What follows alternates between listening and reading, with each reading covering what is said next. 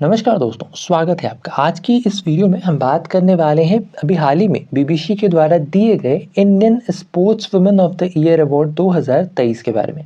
आज की इस वीडियो में जानेंगे इससे जुड़ी तमाम जानकारी, तो बिना ज़्यादा समय लिए चलिए वीडियो को शुरू करते हैं। सबसे पहले जान लेते हैं सुर्खियों में क्यों है।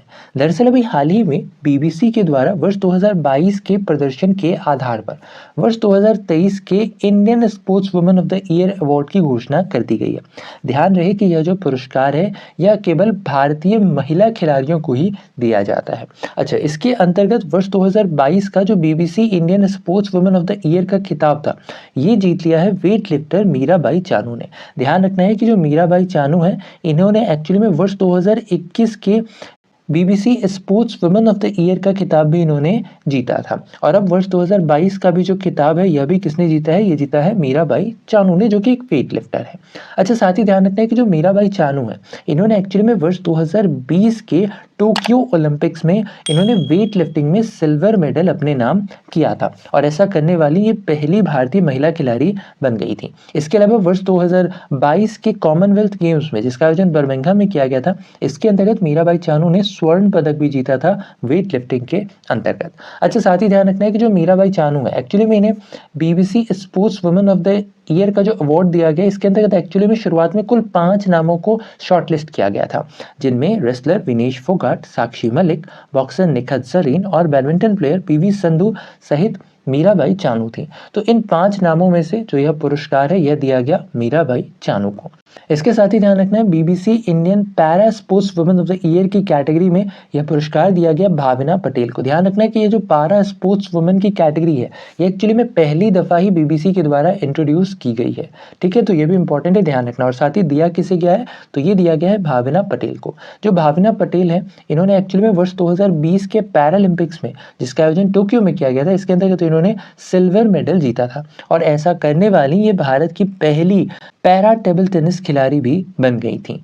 अच्छा, इसके अलावा ध्यान रखना है कि भारतीय महिला हॉकी टीम की पूर्व कप्तान प्रीतम सिवाच को बीबीसी के द्वारा लाइफ टाइम अचीवमेंट अवार्ड के सम्मान से सम्मानित किया गया है। साथ ही ध्यान रखना है, बॉक्सर नीतू घनघास, इंपॉर्टेंट नाम है, ध्यान रखना है, नीतू घनघास को बीबीसी के द्वारा emerging player of the year के अवार्ड से सम्मानित किया गया है।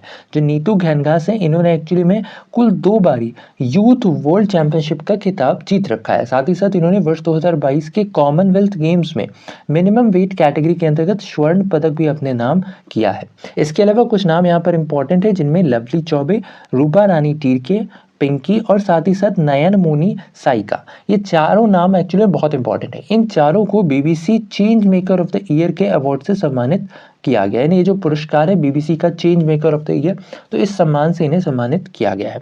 इसके अलावा ध्यान रखना है, वर्ष 2022 के कॉमनवेल्थ गेम्स के अंतर्गत इन्होंने lawn bowls women's team event के अंतर्गत स्वर्ण पदक जीता था, और ये एक्चुअली में भारत का पहला लॉन बॉल्स के अंतर्गत स्वर्ण पदक था। तो ये भी बहुत ज़्यादा इंपॉर्टेंट है। ठीक है, इसके अलावा जो 2 और इम्पॉर्टेंट नाम है, इनमें एक है भगवनी देवी का और दूसरा है रमाबाई। भगवनी देवी जो कि 95 वर्ष की हैं, और साथ ही साथ रमाबाई जो कि 106 वर्ष की हैं। इन दोनों ही को बीबीसी के द्वारा स्पेशल ट्रॉफीज से भी सम्मानित किया गया। तो ये दोनों ही नाम बहुत इंपॉर्टेंट है, ध्यान रखना है।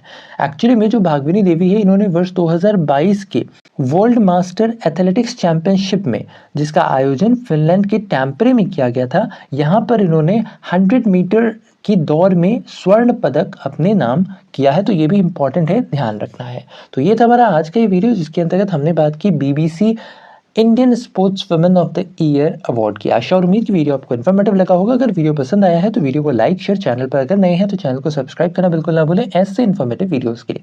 तो वैसे में आज के लिए इतना ही। अपना ख्याल रखें, स्वस्थ रहें, सुरक्षित रहें। आपसे फिर अगली वीडियो मुलाकात होगी, तब तक के लिए धन्यवाद, गुड बाय, टेक केयर, जय हिंद।